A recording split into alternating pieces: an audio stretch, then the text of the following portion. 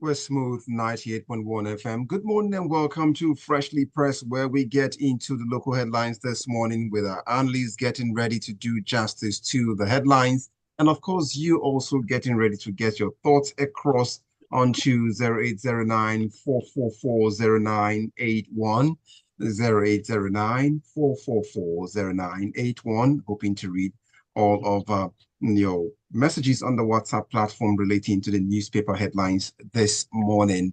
Would have you go over to our YouTube channel, youtube.com/ smooth 981 FM Lagos. Subscribe to the YouTube channel. You can always go back to see past edition of Freshly Pressed and all other segments on the breakfast show and even other broadcasts on the station. So now we go over to make welcome, especially our guest this morning. And this, I'm saying good morning to Lakunle Yusuf. Good morning, good morning, good morning, good morning. It's a tiring Wednesday morning after last night's traffic. Okay, so let's also reach out to Devoe Okorie. Good morning to you. Good morning, Smooth. Good morning, world. Lagos, Lakunle, Omatseye. Cool. You get water? Do you get food? Do you have lights? Okay, those are necessities, and if you don't have them, you might be dimensionally very, very, very, very poor. But let's move on now to reach out to the first papers this morning. That would be the Vanguard newspaper, and Devoe, you would help us get on to this paper. And the Vanguard headline here says Nigeria needs about 72,000 tractors for mechanized farming. And that's what the Minister of Agriculture, Abubakar Kyari, is saying. So 72,000 tractors to help us dig our way out of the food insecurity. Speak to this headline, Devoe. And so Devoe would settle in and just get us across with this paper as Devoe. Yes, 72,000 tractors. This story actually has so much to it, but we're trying to take it in pieces. What he was actually saying was that given the land space of Nigeria, and you know Nigeria's headquarters are urban, would require about not shy of 72,000 tractors to mechanize agricultural sales. Now, what that means also is that and he stated that we only have 2,000. So I want people to start to think about the long journey Nigeria has to go to be able to attain food security. And food security is when you're able to sustain something for yourself.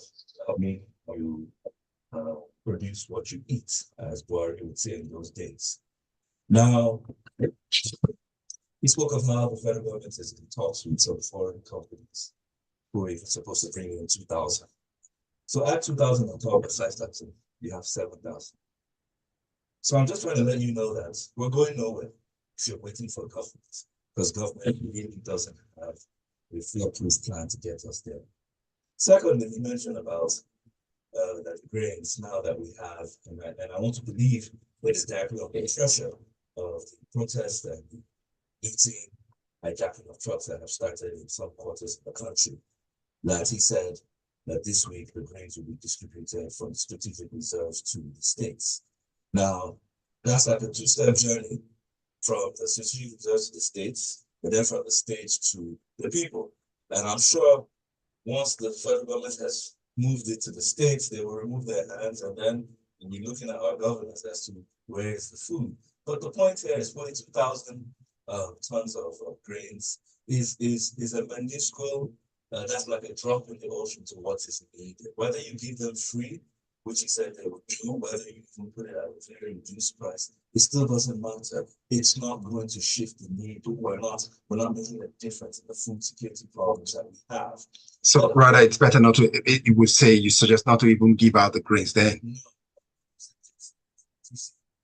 When you get to the point of food insecurity, that is a state of emergency. That's the state of of emergency for the nation. At that point, it's no longer about the Minister of Agriculture. You need a proper think tank. And what I'm saying is, in the likes of what we did during COVID, remember, we're trying to survive. I don't like the fact that they call those who are hijacking the trucks criminals and hoodlums, when we clearly know that the Nigerians are hungry. That's one. Second, I don't like the fact that customs is intercepting trucks when it's just a difference of incentive, meaning with the Naira falling, the safer is higher. Therefore, Nigeria borders about 6 Francophone nations where the safer can buy you so much goods in Nigeria now. That is what is causing it. Now, you need to deal with the roots of the matter, not cutting leaves and say that I have pruned my plants.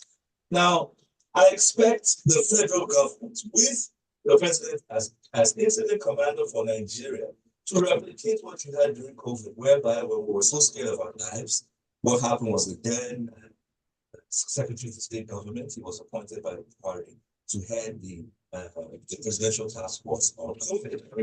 On a daily basis, many strategic ministries, departments, and agencies, especially the NCDC, came together to communicate action plans, daily action plans to the Nigerian people. All of you were there. The press was there.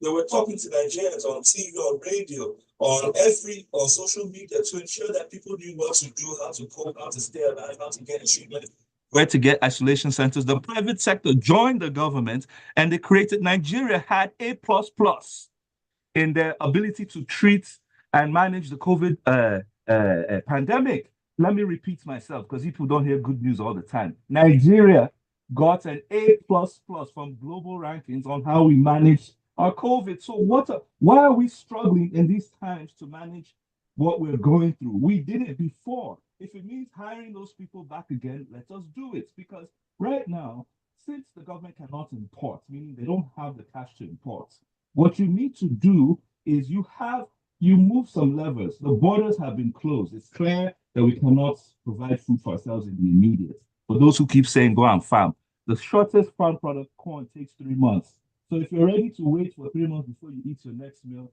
go ahead. But the point is, in between that time, while you're still trying to ramp up sufficiency, you open your borders that will allow cheaper goods and food items to come into the country and more or less bring down the price so that you and I, especially the ones who do not have good jobs or businesses, can afford their own food.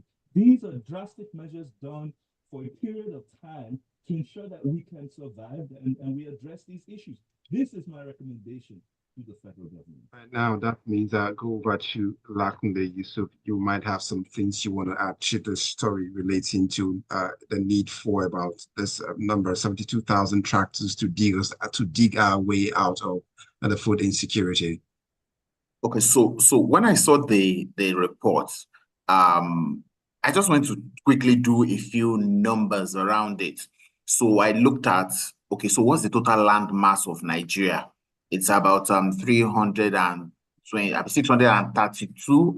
I think off the top of my head about that, right? So 1,000 square kilometers, right?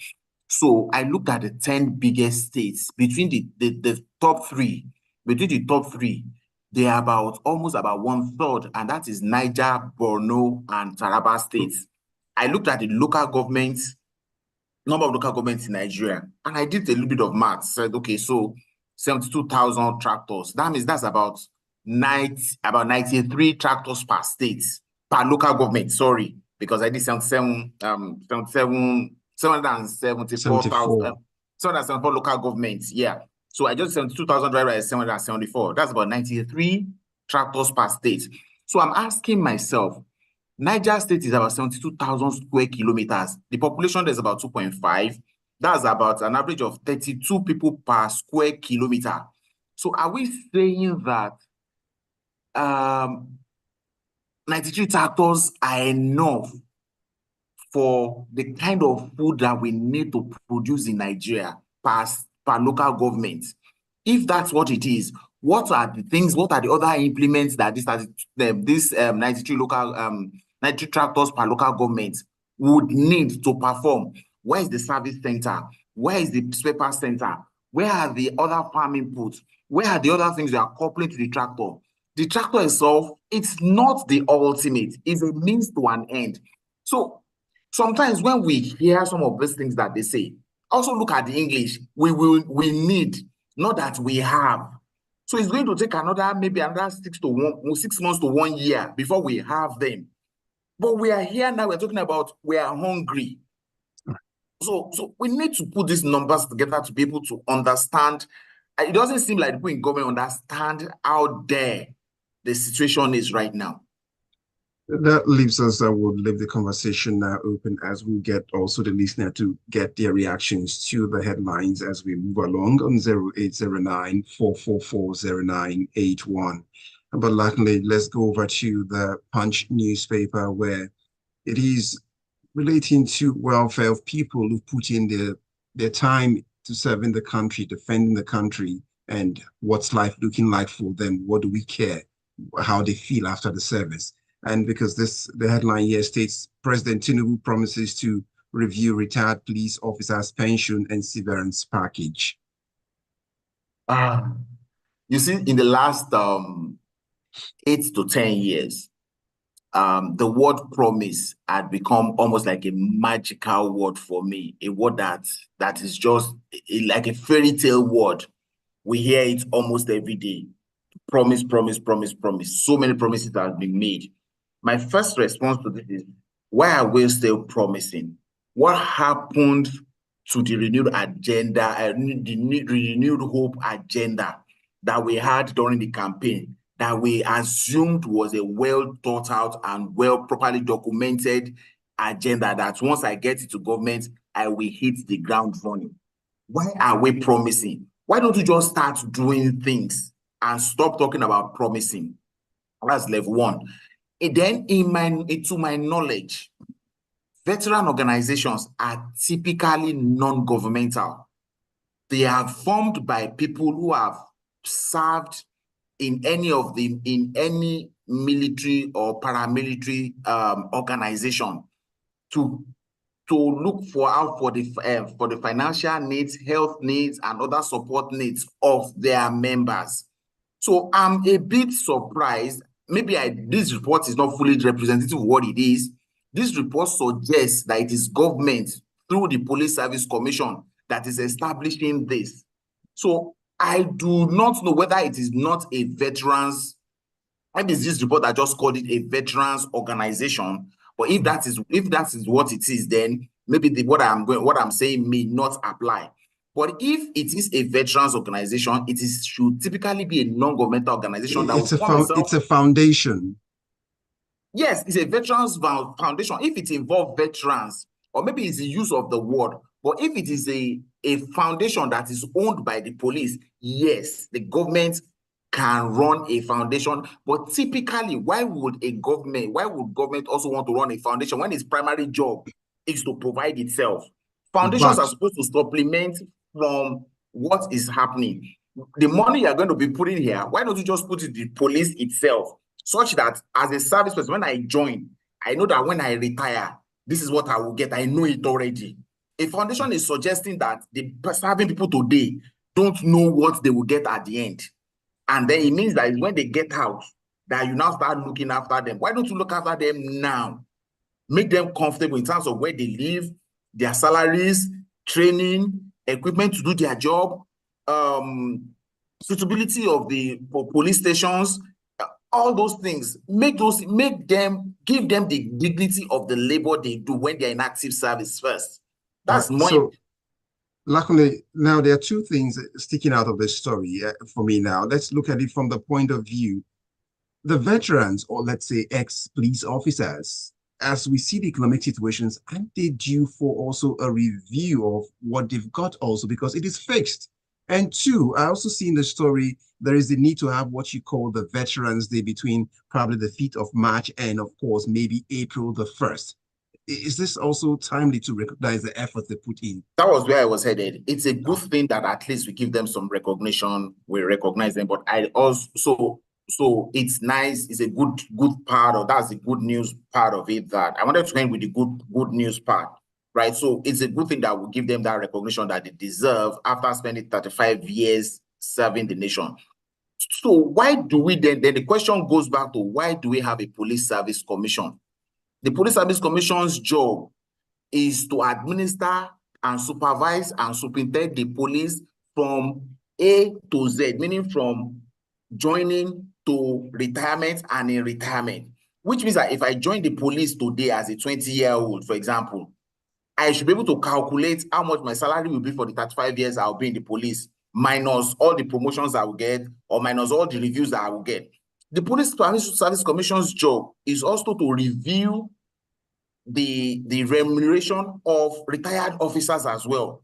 So why are we creating another arm of government? We're just talking about Omatseye reports last week that we want to merge multiple and agencies that were doing the same things. So we are creating a new organization to do a job that was part of what Police Service Commission is supposed to have been doing. But it's great that we give them 1 day, 2 days, even if it's 1 week of the year, it's not too many to recognize and appreciate the service of the police for whatever how little they may have contributed to security or whatever of this country. So, Devoe, let's go over to the Daily Trust newspaper, where the CBN governor, Yemi Cardoso, is warns Nigeria on debt risk. What does this story say? Is the debt risk presently a threat to our existence right now? I wish I could retitle this. Instead of Cardoso warns Nigeria, I think Cardoso preaches to Nigeria on debt risk. And why I say preaching is, you have to first clean yourself before you ask others to clean, right? And I'm tweaking the words there. The point is, at a forum with a lot of international monetary finance institutions like the World Bank, the IMF, etc., he was talking about sovereign debt risk to a lot of African developing nations, the bulk of African, right? And he was saying such moves are set, it will hinder economic growth and prosperity. Obviously, he is speaking to the converted, because is it Nigerians you're telling about debt risk? We've been managing. Obasanjo told us in his time to tighten our belts. I don't have belt holes left again, because for each administration, I add a different one, and now I've reached the other side already. So who is he talking to? That's question one. Question two, I mean, it's in this same APC-led government that they stacked up the unknown 30 trillion ways and means, which, yes, the Senate is going through a probe at the moment to confirm where did all that money go to. Now, he was speaking at a point of view saying that from the International Monetary Authority's view on Nigerian sovereign stress risk, that's the IMF, the World Bank, they said Nigeria was moderate. And let me just quickly explain that, because many would wonder that our case is hopeless. But you see our GDP, our debt to GDP ratio is what the government always uses to wash the impression that it's not really that bad. Excuse me, can you calculate the per capita income, which is when you calculate the GDP by the number of people in this country? We are a poor country. We're not producing much. We have not been productive. If God gave each country a grain of corn to plant, we didn't plant our own, and now we're complaining. Now, the point is, he was also stating that, what do you call it? That currently, by the Debt Management Office, that Nigeria's debt is up to like 88 trillion. Some argue that it's at 100 trillion. However, the 38 trillion, the 88 trillion that he spoke of, 32 is external debt, and about 55 is internal debt, right? Now, he was stating that the government takes about 8 trillion from the current budget to pay that off. Literally, that's even the interest. It's not even the principal itself. Now, let me just simplify it, because a lot of people don't understand these numbers. The point is this. There are hard decisions that must be taken by anybody who is in debt. I mean, as they say, the debtor will always remain a slave to the creditor, right? Now, when you're in debt, the problem is not that you can't take more debt. It is, one, you must plug the leakage, meaning address the corruption that has created this indebtedness. Because for the likes of me, this 87 trillion that he's talking about, you and I cannot point to where all that went to, or how that is working in our lives. I mean, as I say, the 30 trillion ways and means. Perhaps it was used to buy food for Nigerians. Did you get a bit of that food? Perhaps it was used to build bridges around Nigeria. Lakunle, I don't know if there's a new bridge in your village that we're not aware of. Perhaps it was used to build more universities that were functioning so that our students and our youth will not be jackmarried. We can't even tell where it went to. Hence, plug those leakages. The ghosts who are stealing 400 barrels of crude every day from our national commonwealth, since we can't find them, we need to look for the ghostbusters. Come and help us find those who steal our crude on a daily basis. This is how you deal. Now, once you have dealt with the leakages, right? You can now take in even extra debt, okay? Yes, I said it. You can take extra debt to address key impacting areas like infrastructure. You talk about jobs, you build infrastructures on social amenities, education, health, agriculture, transportation. Those 4 areas will translate any nation from developing to advanced. What did I say? Those 4 areas people will give you enough money. And with the people power, that's the 200 million people, hardworking Nigerians. If you do that right, this government, if you do it right, not only will you translate Nigeria out of its doldrums, we will give you 60 years. Maybe you want to be on that seat. We will give you 60 years. Do the right thing. All right, moving on to getting, but just quickly to put it out there, constitutional terms for presidency to be governor. It's 2 terms, but now it's still that's what it is. You need to put it out so it doesn't wrong with saying Devoe said 60 years is what it's looking at. You never can tell the influence of your voice, so you need to get that sorted out there. It's still what it is, 2 terms. Moving on now, let's get this across, and Lakunle help us with this story where it talks about from the Premium Times saying Nigeria government speaks on acceptance of grains from the war-ravaged Ukraine. So we're back to moving from 72,000 tractors needed, and we're back to this now. This sort of is creating some issues. Speak to it now. The government is addressing it. So you see, my people will say that we have not packed the divination beads from the floor. And what the divination bead told us has already started to manifest, right? I would have said that in Yoruba, but it would have been sweeter. But quickly, so the FAR's apparatus is still on the okay. Yes, the Babalawo has just spoken. Before he finished speaking, what he said has started happening. Now, so this news, when it first broke, I didn't pay any attention to it. I just thought it was. But when you look at it that from the government's end, right? I agree, Nigeria is not a failed state. Maybe it's the green blood that runs in my veins that make me say that. Yeah, I don't agree that Nigeria is a failed state. I agree to that extent, but that Ukraine had been at war for 5 years now, full-scale war for 5 years. 2022. No, not 2019. They started 2022. The invasion by Russia. The invasion by Russia was when? 2022? Was it 2022 or 2019? 2022, yes. Sorry, 2022. They've been at war now for 2 years continuously, right? And then they still have more than enough to feed themselves. I've not read anywhere in those 2 years that Volodymyr Zelensky has asked any country in the world for food assistance. All he's asked for was assistance in terms of weapons. It goes back to underscore what we keep saying about security, that your first level and most important security is food, ability to feed yourself. My people always also say that if somebody is going to give you clothes to wear, you first look at the one the person is wearing. And that is where I have a problem with this thing. Now, Ukraine is at war, full-scale war, everyday war. We are not at war. Yes, we are at some form of war within ourselves. We are not fighting an external aggressor like that. They are the ones who still have the wherewithal and everything to give us food to eat. But here, all of that isn't even important to me. What's the part of it? Just a moment. Before you project, I need you to also link this up, because I was speaking with someone earlier on as a guest on Business Express, and he said, from a standpoint, what we're looking at is wheat in question, and Ukraine, Russia, they happen to be trade partners and they're suppliers. So it's not as if it's something we can't get back home here. It's wheat we are talking about.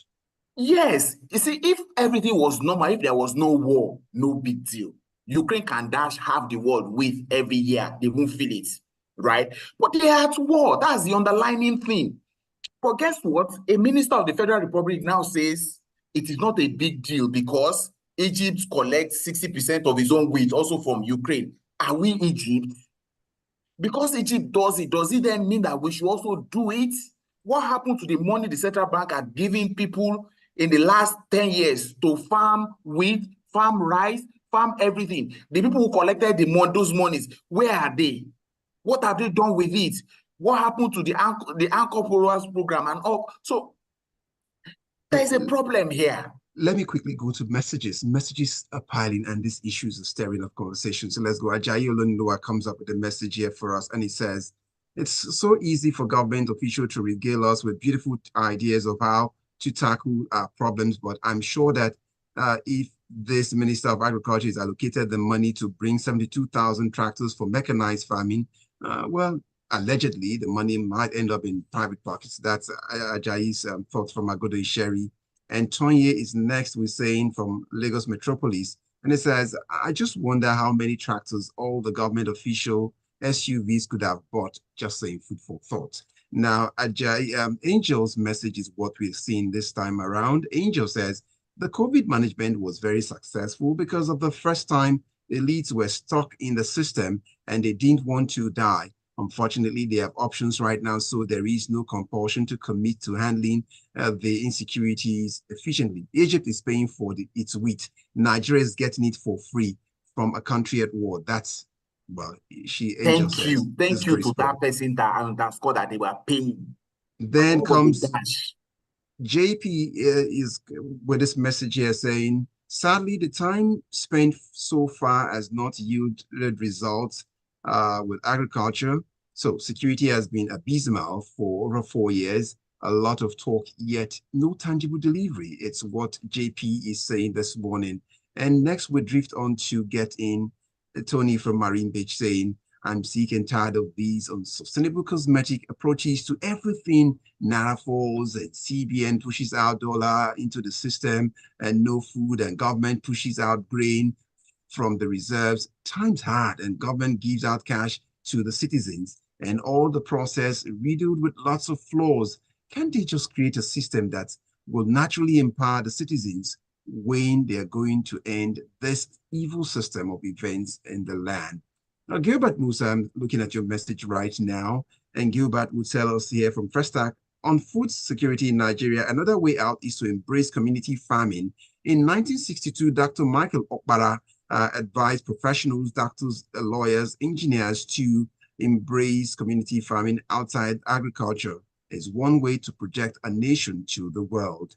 I see Menye's message, his message here says, Joseph Menye, so the CFA currency is now more valued to a Naira. Imagine what the handouts of the IMF and the World Bank have plunged the country into myriads of problems, weak Naira, inflation, high living costs, etc., rather than the government sincerely go out to route of a homegrown solution, pursue currency exchange with China. That's on. What happened to that? Due to the high volume of the trade network, the country, instead of defend the Naira, crashing or chasing BDC's operators. I see Abbas's message here. Abbas comes up and says, some of our analysts are predictable. Some just say analyze along negative and go back to it another day. Ukraine has a program it has been given to other countries even before the war. Nigeria is also supporting some countries in some ways despite facing challenges. It is a thing of the world. Now, what's Rita saying? Ovis from Yaba, COVID affected everyone, including the elite, so management was quick. As for these, unfortunately, it is only affecting middle to low-income earners. That's why we're struggling with solving this problem. Let's see who else. Lots of messages here. Fabian, you'll be the last message for this morning. Fabian from Ekpe says the government needs to sit down and think deeply about the practical strategies to get us out of the quagmire rather than giving handouts and begging for help from countries like Ukraine that have gotten their own act together. And to all others, Ike Chupu, Ibrahim Zachary, Gary Newton, I see the message you sent in here. Well, thank you all so much. And I want to say thank you to Lakunle Yusuf for your time this morning. Thank you, sir. Oh, the issues on the papers today took off your voice for for a few seconds, right? All right, that's fine. We'll get there. And also thank you to Devoe Okorie for your time this morning. And that's a wrap. Stay with me. We're heading straight onto the locker room at about 15 minutes past the hour, 8 o'clock. We're smooth, 98.1 FM. Good morning. Devoe, bye-bye. Bye.